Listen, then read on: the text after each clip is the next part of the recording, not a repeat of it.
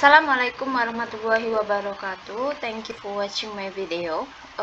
Baiklah, pada video kali ini saya akan menjelaskan tentang 3H karena banyak dari adik-adik nanya, Kak, apa sih perbedaan dan penggunaan dari 3H? Nah, jadi di video kali ini saya akan menjawab penjelasannya dan contohnya secara detail.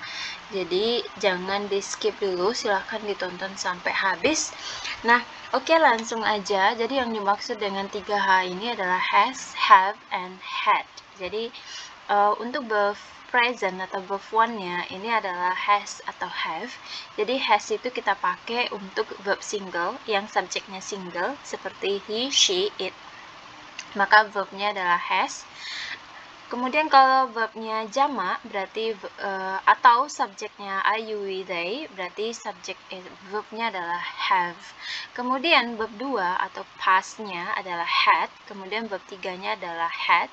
Kemudian verb ing-nya adalah having. Nah, tidak ada having tapi satu-satunya adalah having. Nah, oke, di sini udah saya tulis pengertian dan maksud dari 3H itu ada 4 contoh atau 4 macam. Yang pertama, 3H itu memiliki fungsi atau memiliki artinya adalah punya. Nah, gimana sih cara atau menentuin kalau 3H itu artinya adalah punya? Nah, gini. Jadi kalau 3H atau has, have, dengan had itu ketemu di depannya ada noun, maka 3H itu artinya adalah punya. Contoh misal, I have, I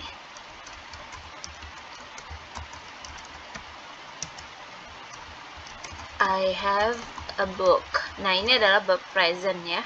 Ya, kita pakai have karena subjeknya I. Kemudian contoh lain,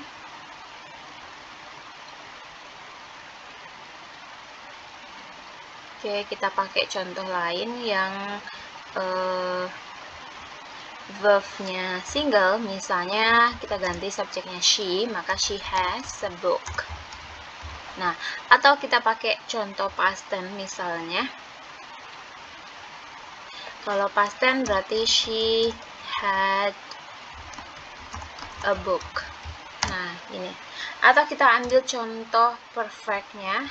Saya sudah punya buku, berarti she has had a book. Nah, jadi has di sini adalah auxiliary dari perfect, kemudian had-nya adalah verb 3 dari have. Nah, kalian balik lagi apa itu rumus dari kalimat perfect ya. Kemudian kemudian maksud yang kedua, 3H itu bisa kita artikan menyuruh atau meminta. Nah, gimana sih cara penggunaannya untuk arti menyuruh atau meminta? Kalau misalnya 3H itu ketemu dengan objek, di depan objeknya itu adalah verb 1 atau verb 3. Kalau verb 3 itu adalah bentuk dari pasif. Udah saya jelaskan ya pasif itu apa. Jadi pasif itu kalimat yang imbuhannya adalah kata kerja yang imbuhannya adalah ter atau di. Nah, oke, kita ambil dulu contohnya aktif ya, kalimat aktif. Objek, ingat tahu ya, objek itu misalnya berbentuk benda, atau kalau objek pronounnya, kalau I objeknya adalah me, you tetap ya. Kalau they objeknya adalah them, kemudian he objeknya adalah him, dan lain sebagainya. Nah, kalau di depan objeknya verb 1 atau verb 3 berbentuk pasif, maka artinya adalah menyuruh, meminta. Contoh misalnya bahasa Indonesianya, Profesor meminta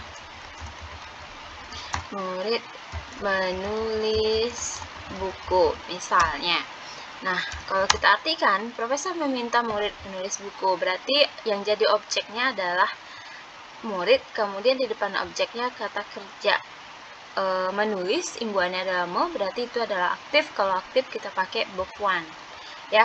Tapi kalau pasif di depan objek maka kita pakai adalah verb 3. Berarti the professor.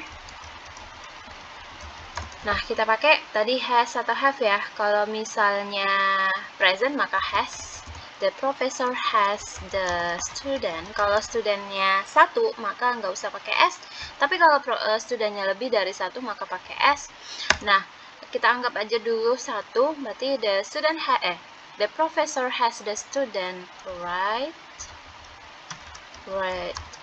the book.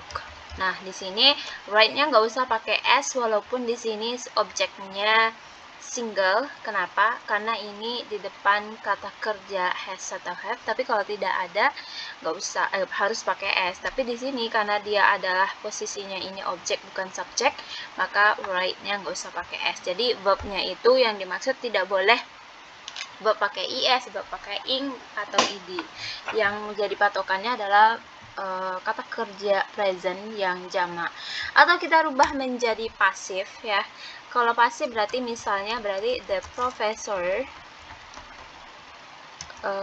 bahasa Indonesia dulu ya. The professor meminta bukunya ditulis. Buku ditulis saja lah, nggak usah pakainya. Nah, ini memiliki banyak makna lagi, boleh kepunyaan. Oke, the professor meminta buku ditulis. Berarti di sini objeknya adalah buku, kemudian kata kerjanya di depan adalah imbuhannya di. Ingat ya, kemarin udah saya jelaskan. Yang imbuhannya ter atau di berarti itu adalah pasif, berarti kita pakai verb 3. Berarti gini ya, the professor has the book. Nggak usah pakai present lagi ya, yang ganti aja. Atau kita rubah menjadi past tense. The professor had the book written. Nah, atau written. The professor had the book written. Berarti gini ya, the professor kita pakai verb 3 karena ini adalah pasif. Atau kita rubah menjadi contoh kalimat present, berarti the professor has the book written. Nah, gini deh. Oke, kemudian 3H memiliki arti sudah atau telah. Nah, gimana sih penggunaannya? Nah, atau disebut sebagai kalimat perfect. Jadi 3H kalau di depannya adalah verb 3, ya. 3H di depannya adalah verb 3, maka berubah artinya adalah sudah atau telah, atau disebut sebagai kalimat perfect. Lihat ya, rumus perfect ini dia, 3H ketemu verb 3 itu adalah kalimat perfect.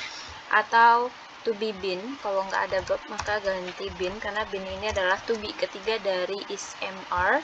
Nah, contohnya misalnya saya sudah makan malam, berarti I have got dinner. Nah, kenapa di sini pakai got? Ini adalah verb 3 dari get. Jadi verb 3-nya itu ada 2, boleh got, boleh gotten ya. Kalau kita rubah menjadi past perfect, berarti I had got dinner. Nah, ini gampang kok. Berarti artinya adalah sudah karena di depannya adalah verb 3. Kemudian kita masuk ke yang terakhir, the last one. Verb 3H kalau ketemu dengan to plus verb 1 atau to be, nah artinya adalah harus atau wajib.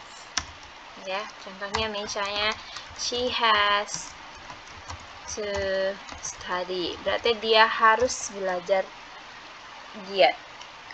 Oke, tambah hard ya. She has to study hard. Kalau subjeknya I berarti I have to study hard. Kita rubah menjadi past tense. Kalau past tense berarti I had to study hard. Nah, ini dia, gampang kok. Berarti saya harus belajar giat yesterday karena dia past tense ya. Oke, itu dulu untuk penjelasan dari 3H. Kalau belum paham, kalian boleh tulis di bawah komentar, nanti saya jawab satu persatu. Kemudian jangan lupa subscribe video saya biar kalian lebih mendapatkan info dari saya. Oke, itu dulu, see you.